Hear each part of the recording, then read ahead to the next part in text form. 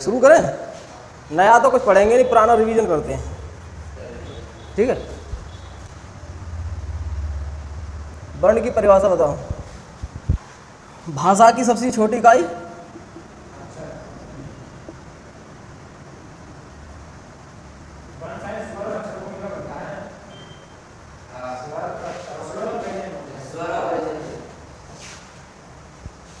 अगर हम इसकी ज़्यादा अंदर जाएं तो दो अक्षरों के मेल से, ठीक है। जैसे अब आ है तो ये क्या है? अक्षर है। लेकिन ये अगर थोड़े हम बाहरी स्तर पर आए तो ये वर्ण है, ध्वनि है, ठीक है। तो भाषा की सबसे छोटी इकाई कौन सी होती है?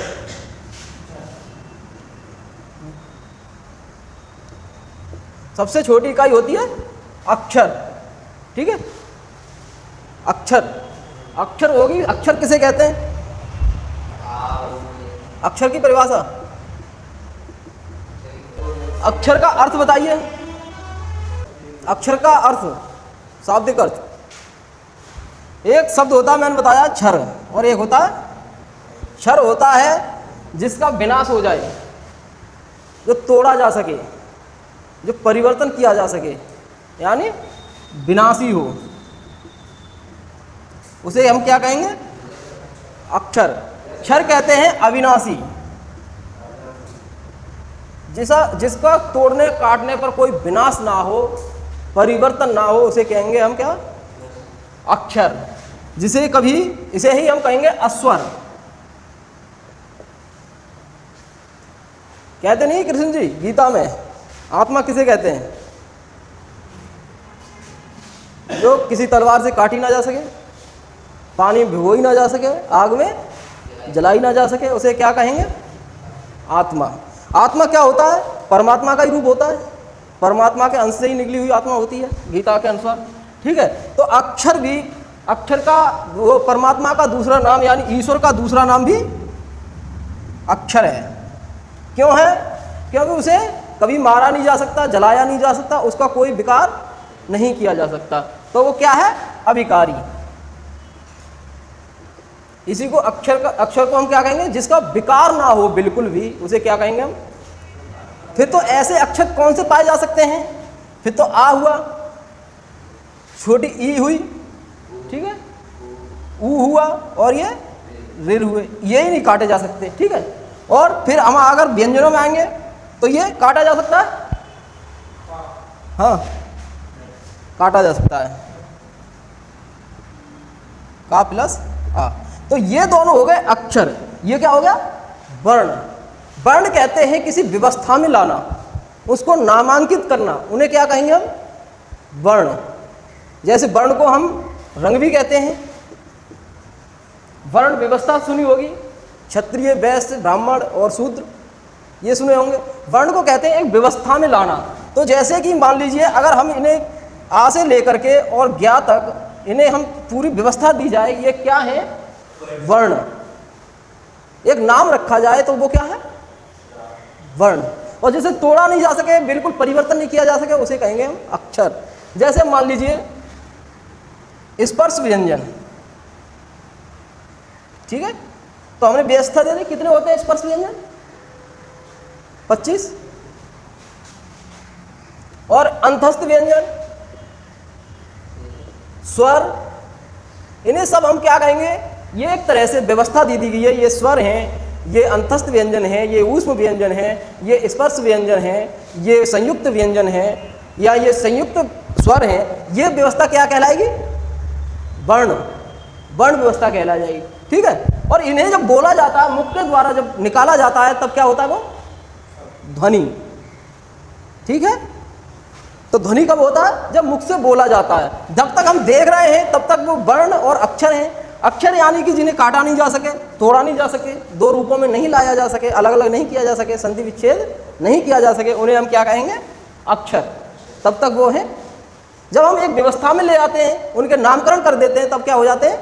वर्ण, ठीक है। चलिए अब बताइए स्वरों की संख्या कितनी है?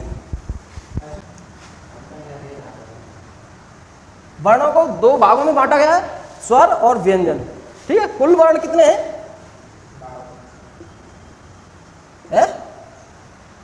कुल वर्ण 52, ठीक है। जिनमें स्वर कितने हैं?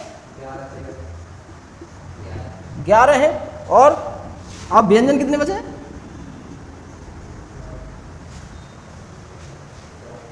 व्यंजन कितने बचे? कुल व्यंजन 41, मुख्य व्यंजन 39 और मूल व्यंजन कितने हैं?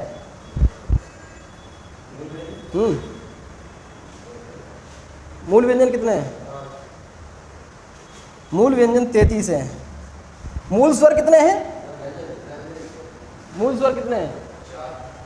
कौन कौन से? हिंदी में मूल व्यंजन 4, ठीक है। मुख्य व्यंजन, इनसे ही सारे व्यंजन, आगे के जो व्यंजन हैं इनसे ही बनकर मिलकर बनते हैं। इन जो व्यंजन है 33 या ये, इनसे ही आगे सारे व्यवस्थित किए जाते हैं, ठीक है। या तो इनसे और इनसे बनकर मिलेंगे जो व्यंजन हैं आगे वाले, जैसे संयुक्त व्यंजन मान लीजिए, और अंतस्थ व्यंजन वाले, ये मिलकर बनते हैं, तभी तो बनते हैं अंतस्थ व्यंजन वगैरह। चलिए, तो हम पढ़ेंगे सबसे पहले क्या? स्वर, ठीक है। स्वर कितने होते हैं? 11 स्वर। अब एग्जामों में यही आएगा ज़्यादातर, ठीक है। 99.99% 11 स्वर। अगर भूला बिछड़ा कोई दे भी दे तो ये संख्या उस ऑप्शन में नहीं होगी, एग्जाम के ऑप्शन में। फिर संख्या होगी 13। संख्या ये होगी तो हमें यही करना है। अगर इसके अतिरिक्त ये संख्या नहीं है और ये है तो हमें कौन सी करनी है? 13 लास्ट में करनी है, जब ये ऑप्शन नहीं मिलेगा।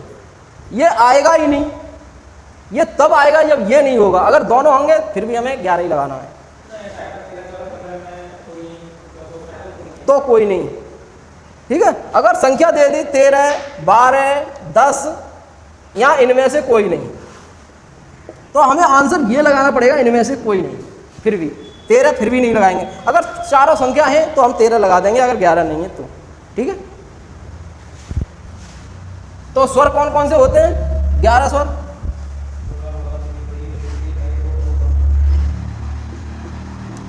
आ, ई, आ, ई और ए, आई, ओ, औ। कितने हो गए? 11। जब हम पहले 13 लिखते थे तो हमें ए और पढ़ा दिया जाता था, लेकिन अब ये व्यंजनों में कर दिया गया है, ठीक है। ये कहाँ पहुँचा दिए गए? व्यंजनों में। लेकिन मुख्य व्यंजनों में अभी ये है ही नहीं। मुख्य व्यंजन कितने होते हैं? जब मुख्य व्यंजनों की बात करें तो 39 हैं। मूल व्यंजनों की बात करें तो मूल व्यंजन 33, और जब कुल व्यंजनों की बात करें तब अंग आहा जोड़े जाते हैं, ठीक है। कुल व्यंजन कितने हैं? 41। कब जोड़ेंगे हम? जब कुल व्यंजनों की बात करें तो ये जोड़े जाते हैं, परिभाषित कर दिया जाता है, ना ये स्वर है और ना व्यंजन, ठीक है। जब कुल व्यंजनों की बात करेगा तब ये आएंगे, सही है, समझ गए। चलिए, मूल व्यंजन कितने होते हैं? मूल स्वर ठीक है, तो 4 होते हैं मूल व्यंजन। वो मूल कौन कौन से? आ, इन्हें ही हम क्या कहेंगे? मूल व्यंजनों को ही क्या कहते हैं? तो मूल स्वरों को ही क्या कहते हैं? मूल व्यंजन नहीं, मूल व्यंजन अलग, ठीक है। मूल व्यंजन 33 होते हैं, तो इनको हम कहते हैं ह्रस्व। ह्रस्व स्वर। ह्रस्व मानी क्या होता है? हाँ भाई, ह्रस्व छोटा छोटा होता है। तो ये कैसे स्वर हैं? छोटे स्वर। फिर आते हैं दीर्घ स्वर। दीर्घ स्वर कौन कौन से होते हैं? दीर्घ स्वर बड़ो आ, बड़ी, बड़ा ऊ, तो यहाँ आ गए, ए, आई, ओ, औ। ये कितने हैं? इनकी संख्या कितनी है? 4। और इनकी 1 2 3 4 5 6 7। ठीक है, तो दीर्घ स्वर हमारे कितने होते हैं? दीर्घ स्वर का मतलब बड़ा, तो बड़े स्वर हमारे कितने होते हैं? 7। ठीक है, अब इसी में हम संयुक्त स्वरों को गिने, तो संयुक्त स्वर कौन से होते हैं? है? संयुक्त स्वर यहां से लेंगे हम। ठीक है, ए, आई, ओ, औ। ये क्या होगा? संयुक्त स्वर कितने होते हैं? अब ये जो बाद में बचे होंगे इन पर कंफ्यूज होगा, ये कैसे हैं? है? ये भी 2 से बनकर मिलते हैं, तो इन्हें भी संयुक्त स्वर कहना चाहिए, लेकिन ऐसा नहीं है, क्योंकि इन्हें जब 2 अक्षर समान अक्षरों से बनकर मिलते हैं या कोई चीज हो समान चीजों से बनकर मिले तो उसे कहते हैं समान अक्षर या समान व्यवस्था। तो समान अक्षर कौन से होंगे? आ, ई, उ। तो ये कितने होते हैं समान स्वर, समान अक्षर? 3। इन्हें कहेंगे हम समाना अक्षर। आप लोग लिखना चाहेंगे इन्हें? लिखिए। अब आया अगला प्लुत स्वर। प्लुत स्वर किसे कहते हैं? ह्रस्व हो गया, दीर्घ हो गया, फिर प्लुत। जिसका दीर्घ को कहेंगे हम थोड़ा, जैसे मान लीजिए आ। ठीक है, ये क्या हो गया? ये हो गया दीर्घ, ये हो गया ह्रस्व। ऐसे बोला आ, ठीक, ह्रस्व आ, दीर्घ। अब यहीं पर अगर हम ऐसे लगा दें, इसे 3 कहते हैं, ठीक है, 3 या 5 का या 4 की कोई संख्या लगाई जाए उसके आगे, तो उसे कहते हैं प्लुत। समझे? यानी ये 2 मात्रा वाला होगा और ये 1, इसे बोलेंगे आ, इसे बोलेंगे आ थोड़ी देर में, इसे बोलेंगे आ उससे भी देर में। ठीक है, अब ऐसे ही ये है बड़ा, इस पे लगाएंगे तो इसे और देर से बोलेंगे आ। ठीक है, अगर यही 5 की संख्या लगाएं तो मतलब कि एक जो मात्रा है, जैसे आ बोल रहे हैं, उसे 5 के बराबर बोलेंगे। अगर 1 सेकंड में आ बोल रहे हैं तो इसे 5 सेकंड में बोलेंगे। इसका मतलब ये होता है। ठीक है, इसे क्या कहेंगे हम? प्लुत या त्रिमात्रिक, 3 मात्राओं वाला या उससे अधिक मात्राओं वाला। ठीक है, जैसे ओम शब्द है, एक ये ओम है, ये कोई व्यवस्थित है, व्याकरणिक है? कोई व्याकरणिक नहीं है, तो इसे हम एक चिन्ह के तौर पे देखा जाता है केवल।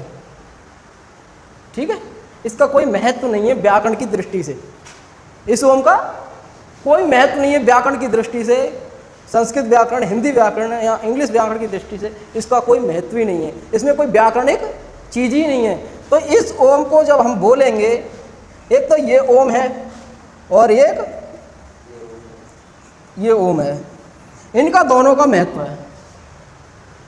ये द्विमात्रिक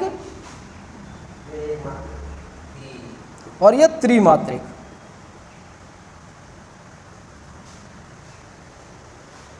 ठीक है, ये कोड वर्ड है, जैसे आर्मी में कोड वर्ड होता है, रोज नया नया कोड मिलता है, उसके दिमाग में बस वही घूमता है फिर कि ये है क्या चीज। ठीक है, आदमी को शाम को रोज एक नया कोड वर्ड मिलता है, इसके अगर वो उसे याद है तो जिंदा रहेगा उसमें। अगर उस कैंप में कोई अदर आता है और उस कोड को पूछा जाता है, उसे तुरंत गोली मार दी जाती है अगर उसे नहीं पता होता है। ठीक है, अगर हम इसकी जगह इसको आज हम ऐसे करके ओम की संख्या बना दें, हम कहते हैं ये ओम है, तो हम इसे मान लेंगे। लेकिन इसे कोई भी पढ़ लेगा, किसी को दे दीजिए, पढ़ेगा नहीं पढ़ेगा, वो जिसे ये जानता ही नहीं है ये है क्या, वो जान लेगा। लेकिन ये जो जिसने व्याकरण पढ़ी है हिंदी में, इस ओम को कभी लिखा नहीं है, उसे दे दिया जाए तो वो क्या कहेगा? ओम, ऐसे ही तो बोलेगा। और इसे क्या कहेगा? ओम। अब हमने ये चिन्ह बना दिया कि आज से हम इसे ओम कहेंगे, तो हमें कितने लोगों को पता? 4। लेकिन ये वर्ड में किसी को भी दे देना जिसने हिंदी पढ़ी होगी और इस ओम के बारे में नहीं जानता हो, तो इसे इसका मतलब यही हुआ व्याकरण दृष्टि से इसका महत्व है। ठीक है, तो पिलुत्तों की संख्या कितनी होती है?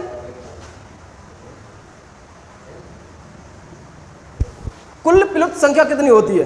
लिखवाया है मैंने, 8 होती है। 1 आ और 7 दीर्घ, कितनी हो गई? देखो